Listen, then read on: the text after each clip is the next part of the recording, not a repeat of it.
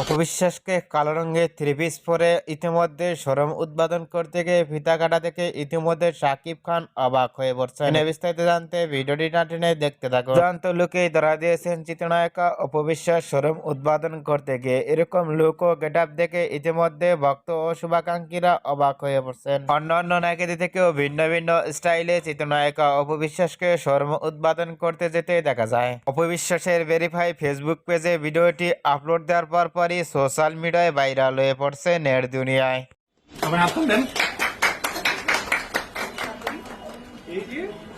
অপবিশ্বাসকে showroom উদ্বোধন করতে এসে অনুষ্ঠানে ফিতা কেটে দেখে আপনাদের কেমন লাগলো নিচে কমেন্ট বক্সে জানিয়ে দিন। নিত্য নতুন ভিডিও পেতে চ্যানেলটি সাবস্ক্রাইব করে পাশে থাকা বেলটি বাজিয়ে দিন। পুরো ভিডিওটি উপভোগ করার জন্য ধন্যবাদ।